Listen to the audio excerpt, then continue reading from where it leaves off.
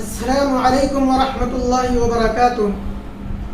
محترم عزیزوں، امام غزالی رحمۃ اللہ علیہ، جن کی تربیت خواجہ ابو علی رحمۃ اللہ علیہ نے کی تھی، آپ کی تربیت پر روشنی ڈالتے ہوئے میں زمانہ طالب علمی کا ایک واقعہ آپ کے سامنے پیش کر رہا ہوں۔ امام غزالی رحمۃ اللہ علیہ جس مدرسے میں پڑھتے تھے، وہ مدرسہ اس وقت کے بادشاہ نے بنوایا تھا۔ تو کچھ لوگوں نے اس مدرسے کے متعلق بادشاہ تک یہ خبر پہنچا دی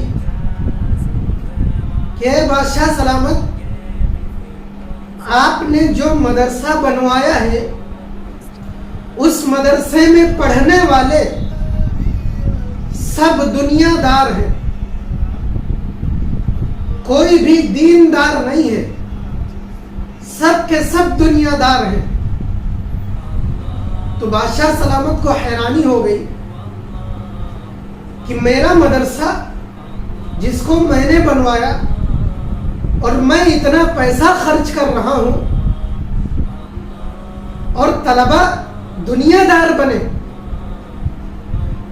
یہ بڑی بڑی کتابیں پڑھ کر بھی طلبہ دیندار بننے کے بجائے دنیا دار بنے، یہ کیسے ہو سکتا ہے؟ ایسے مدرسے کو تو بند کر دینا چاہیے۔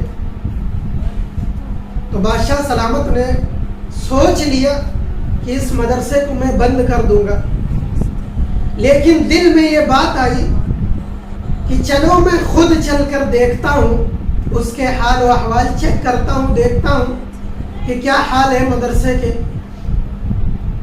تو بادشاہ سلامت اپنا بھیس بدل کر، اپنا حلیہ بدل کر مدرسے میں آ گئے۔ تو ایک طالب علم ملا، اس سے کہنے لگے کہ تم یہاں کیسے آئے ہو؟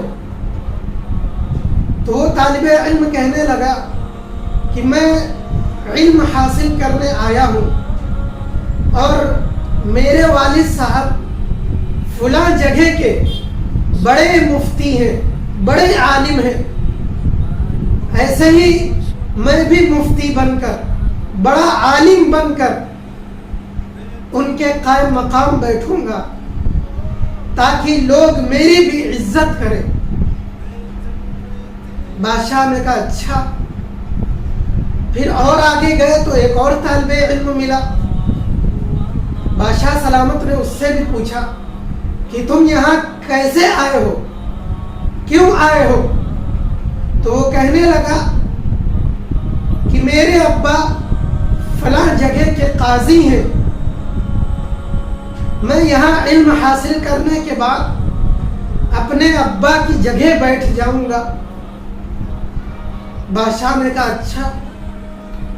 پھر تیسرا طالب علم ملا، بادشاہ سلامت نے اس سے بھی پوچھا کہ تم یہاں کیسے آئے ہو؟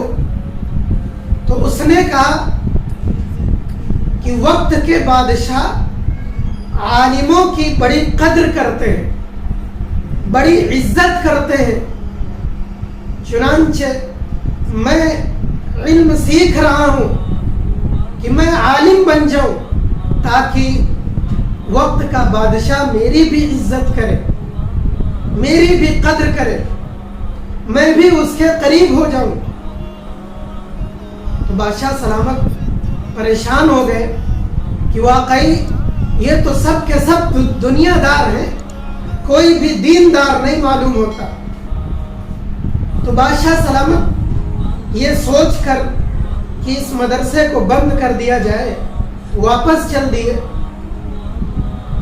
جب گیٹ کے قریب پہنچے تو دیکھا کہ ایک طالب علم چراغ جلائے اور بڑی توجہ کے ساتھ، بڑی محنت کے ساتھ، بڑی لگن کے ساتھ پڑھ رہا ہے۔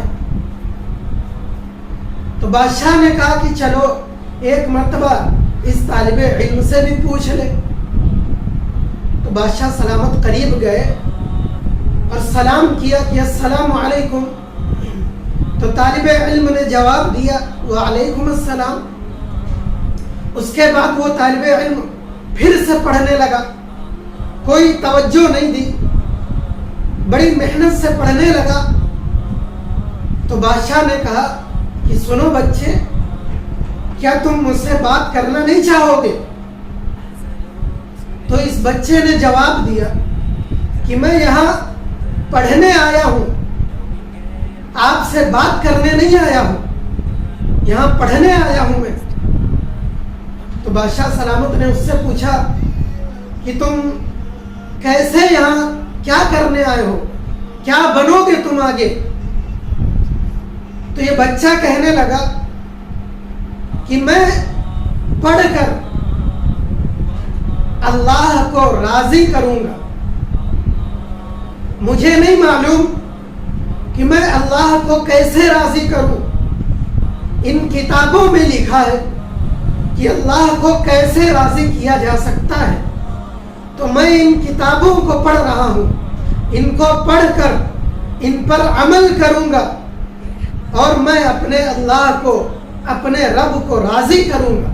تو یہی بچہ بڑا ہو کر امام غزالی رحمت اللہ علیہ بنا۔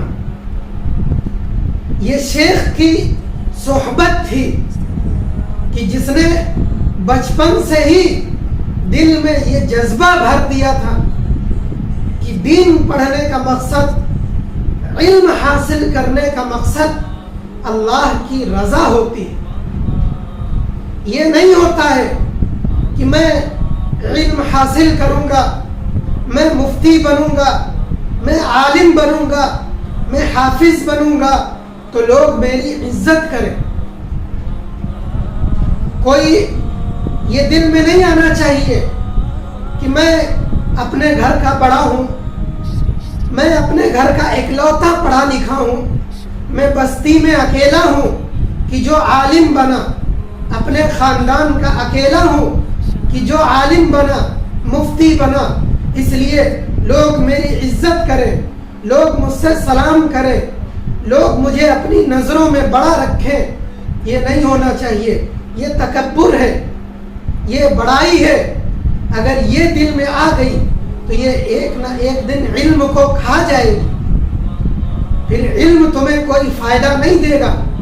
لہذا علم حاصل کرو تو پہلا مقصد یہ ہونا چاہیے کہ یہ جو ہم پڑھ رہے ہیں اس پر ہم عمل کریں گے، اور یہ پڑھنے کے بعد اور سب سے پہلے ہم اپنے اللہ کو راضی کریں گے۔